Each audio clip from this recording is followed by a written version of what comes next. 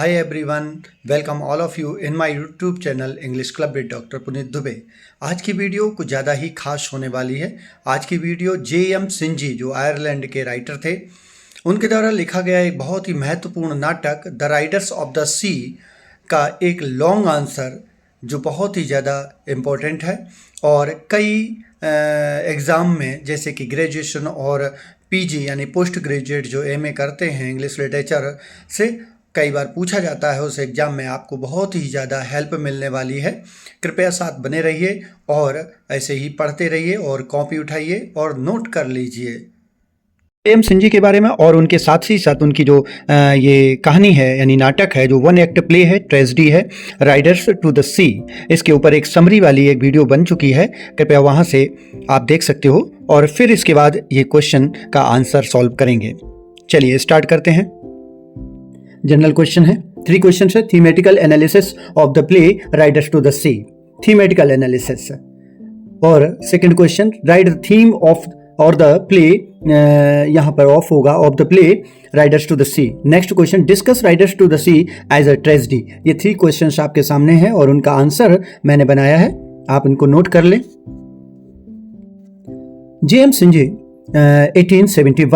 1871 को उनकी date of birth है और डेट ऑफ डेथ है 1909। A leading figure in the Irish literary renaissance, portrayed the harsh rural condition of the Aran Islands with sophisticated craftsmanship. Singe went to the Aran Island at the behest of W.B. Yeats. Felt Singe could make an original contribution to Anglo-Irish literature if he studied and described them in his writings. J.M. Synge 1871-1909 जो Irish literary Renaissance में एक जाने माने व्यक्ति थे, उन्होंने एरन island के मुश्किल ग्रामीण हालात को बहुत ही शानदार कारीगरी से दिखाया। Synge W.B. ईट्स के कहने पर एरन आइलैंड गए थे। ईट्स को लगा था कि सिंज एंग्लो आयरिश लिटरेचर में एक ओरिजिनल योगदान दे रहे हैं, अगर वे उन्हें अपनी राइटिंग में स्टडी और डिस्क्राइब करना चाहते हों तो आगे बढ़ें। Riders to the C as a tragic play. First heading है, Riders to the Sea is a play written by Irish literary renaissance playwright John Millington Synge. A one-act tragedy, the play is set in the Aran Island and like all Singe's plays, it is noted for capturing the poetic dialogue of rural Ireland. The plot is based not on the traditional conflict of human wills, but on the hopeless struggle of people against the impersonal but relentless cruelty of the sea. बताते हैं Riders to the सी पहली heading है, first heading riders to the C as a tragic play. Irish literary renaissance नाटककार John Millington Synge का लिखा हुआ नाटक है। ये वन एक्ट ट्रेजेडी है। यह नाटक एरन आइलैंड में सेट है, इसकी सेटिंग रखी गई है एरन आइलैंड और सिंजे के सभी नाटकों की तरह यह ग्रामीण आइलैंड के पोएटिक डायलॉग को कैप्चर करने के लिए जाना जाता है। कहानी इंसानी इच्छाओं के पारंपरिक टकराव पर नहीं बल्कि समुद्र की बेपरवाह लेकिन बेरहम क्रूरता के खिलाफ लोगों के निराशाजनक संघर्ष पर आधारित होती है। बहुत ही ईजी और सिंपल जैसे बोलते हैं हेडिंग्स बना करके आपको दिखा रहे हैं। नेक्स्ट हेडिंग है the power of the sea. It is the central theme of the play. The sea is right. Sea समुद्र जो होता है, right outside the cottage door, volatile, unpredictable and implacable. It has taken almost all of Moria's male family members and is poised to take the last living son Bartley as well. It defies rationality and God. The holy water is a pitiful reflection of it. Different characters relate to the sea in different ways. इसमें heading है समुद्र की ताकत। यह नाटक का मुख्य विषय है। समुद्र कॉटेज के दरवाजे के ठीक बाहर होता है, अस्थिर, अप्रत्याशित और अडिग होता है। इसने मौर्य के लगभग सभी पुरुष परिवार के सदस्यों को ले लिया, निगल लिया और आखिरी जीवित बेटे वर्टले को भी ले जाने की तैयारी में है। यह समझदारी और भगवान को चुनौती देता है। पवित्र जल इसकी एक दयनीय झलक है। अलग अलग किरदार समुद्र से अलग अलग तरीके से जुड़ते हैं। For Nora and Kathleen, the sea only matters in terms of losing family members. For Moria, it is the greatest enemy for the young priest. It is of little importance for Bertley. It is dangerous, but it is a way of life. The potency of the sea in this play is Singh's meditation on the power of nature and of suffering. बताते हैं कि Nora और Kathleen के लिए समुद्र सिर्फ परिवार के सदस्यों को खोने के मामले में मायने रखता है। मौर्य के लिए यह सबसे बड़ा दुश्मन है। युवा पुजारी के लिए यह कम महत्व का है। वर्टले के लिए यह खतरनाक है, लेकिन जीवन जीने का एक तरीका भी दिखाया है। इस नाटक में समुद्र की ताकत, प्रकृति की शक्ति और दुख पर सिंज का ध्यान दिया जाता है। नेक्स्ट हेडिंग है tradition and modernity. Moria represents tradition, her children and the young priest on the other hand represent modernity. Moria knows everything about the island and its particulars. Her religion is more paganistic than Catholic. Her views stubbornly लिखा हुआ है held. She does not embrace new ideas of comforting Catholicism or commerce. She only knows her small life and when she is very लिखा है to even leave her cottage. आधुनिक परंपरा और आधुनिकता मौर्य परंपरा को दर्शाती है। दूसरी ओर उसके बच्चे और युवा पुजारी भी दिखाया जाता है, आधुनिकता को दर्शाते हैं। मौर्य आयरलैंड और उसकी खास बातों के बारे में सब कुछ जानती है। उसका धर्म कैथोलिक से ज़्यादा पैगनिस्टिक पर आधारित होता है। उसके विचार अड़े हुए हैं। वह कैथोलिक धर्म या कॉमर्स को यानी कि महत्व, अर्थ को ज़्यादा महत्व देने वाली होती है, लेकिन आइडिया कभी नहीं अपनाती है। वह सिर्फ अपनी छोटी सी जिंदगी जानती है, जीना जानती है, और वह भी कब अपनी झोपड़ी से बाहर निकलने में भी हिचकिचाती रहती है। नेक्स्ट हेडिंग है जेंडर रोल।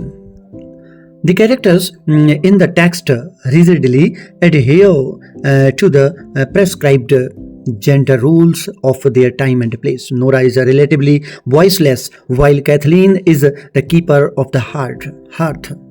चूल्हा चौका। Moria is the quintessential mother, caring only for her family and the extension of its lineage. She worries, chastises of mourns, and mourns means रोना, बिलाप करना. Her sons are her main focus. She is not at all comforted by the fact that her daughters remain living. They are essentially useless in terms of what they can bring to the family. Gender role में बताया गया है कि text में character अपने समय और जितने भी कैरेक्टर्स हैं अपने समय जगह के तय जेंडर रूल्स को सख्ती से मानते हैं। नोरा की आवाज़ कमज़ोर है जबकि कैथलीन घर की रखवाली करती है। मौर्य एक आम तरह की माँ है जो सिर्फ अपने परिवार और अपने वंश को बढ़ाने की परवाह करती हुए चिंता करती है, डांटती है और दुख भी मनाती है। उसके बेटे उसका मेन फोकस हैं। उसे इस बात से बिल्कुल भी सुकून नहीं मिलता कि उसकी बेटियां जिंदा हैं। वे परिवार के लिए जो भी कुछ भी लाती हैं उसके मामले में असल में सब बेकार है। नेक्स्ट हेडिंग है human stoicism. This theme is brought about by the character of Moria, who, despite her intense suffering and desolation, accepts her fate stoically and prays not only for her family but also for the entire humanity. Human beings have no choice but to accept the will of God, to accept and endure their fate stoically. Human stoicism means मानवता की जो धैर्यवान व्यवस्था है। Means बताते हैं कि यह थीम मौर्य के कैरेक्टर से आती है। अपनी बहुत ज़्यादा तकलीफ और निराशा के बावजूद अपनी किस्मत को हिम्मत से स्वीकार करती है और न सिर्फ अपने परिवार के लिए बल्कि पूरी इंसानियत के लिए दुआ भी करती है। इंसानों के पास भगवान की मर्जी मानने, अपनी किस्मत को चुपचाप सहन करने और मानने के अलावा कोई भी चारा नहीं या कोई भी रास्ता नहीं होता। नेक्स्ट हेडिंग है fate.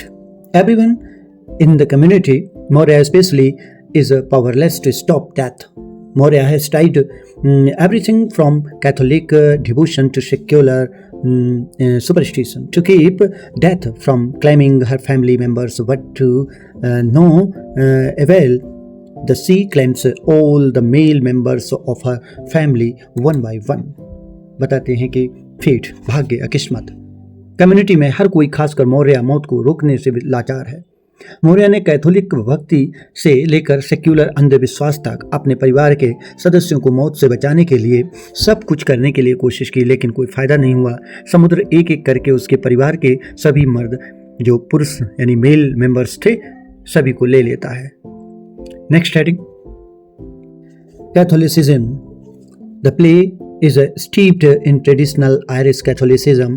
There are priests, blessings, holy water, etc. However, traditional Catholicism rests somewhat uneasily side by side with more pagan religious elements. Moria doesn't had the priest's empty nave platitudes so much so as she looks to the stars and other natural phenomenon for warning and signs. She knows more about the island than he does. She is skeptical of his outsider status, and he is never even seen within the boundaries of the cottage. बताया Catholicism means Catholic धर्मवाद। यह नाटक पारंपरिक Irish Catholic धर्म पर भरा हुआ है, जिसमें इसमें पुजारी, आशीर्वाद, पवित्र जल वगैरह दिखाए गए हैं। हालांकि पारंपरिक कैथोलिक धर्म कुछ अजीब तरह से ज़्यादा मूर्ति पूजक धार्मिक चीज़ों के साथ साथ दिखाया गया है। इसमें सुपरस्टिशंस यानी अंधविश्वास भी होते हैं। मौर्य पुजारी की खोखली भोली भाली बातों पर ज़्यादा ध्यान नहीं देती, बल्कि चेतावनियों और संकेतों के लिए तारों और दूसरी कुदरती चीज़ों को देखती है। वह द्वीप के बारे में सबसे ज़्यादा जानती है। उसे उसके बाहरी होने पर शक है और वह कभी भी झोपड़ी की सीमाओं के अंदर भी नहीं दिखता है। नेक्स्ट हेडिंग है symbolism. There are many symbols in Riders to the Sea, including riders, horses, holy water, and 3 women. But sea is the major symbol in the play. Sea, means समुद्र, is represented as the source of life and the destroyer of the life. The island community depends upon the sea for their survival through fishing, collect sea weeds as a source of fuel, and cross the sea for purchasing and selling the goods. The sea is the natural violent and fierce force destroying islanders.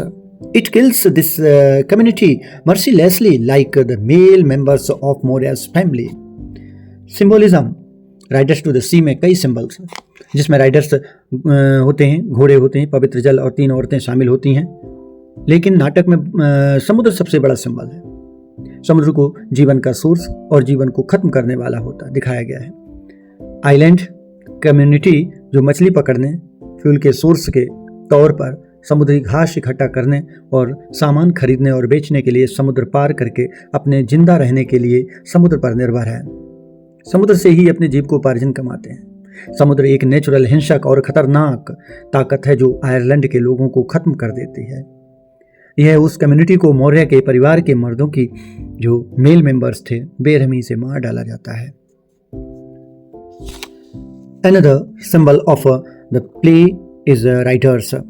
The men of the island ride to the sea for the fishing and to support their families. Their unfruitful rides toward the sea represents the fruit human attempt to conquer nature. Likewise, the red mare and the grey pony symbolizes death.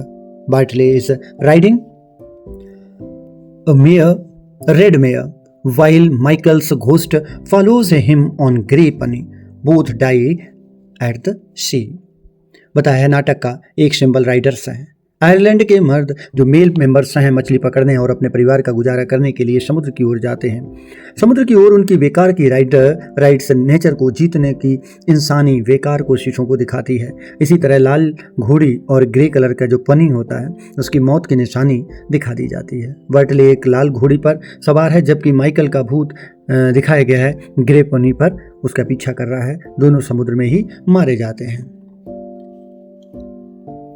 Next, a conclusion. To conclude, Riders to the Sea is a great tragedy that has taken up many issues besides building A tragic atmosphere. The play has for its theme the sea, Catholicism and paganism, tradition and modernity, gender rule and human stoicism, and the role of fate.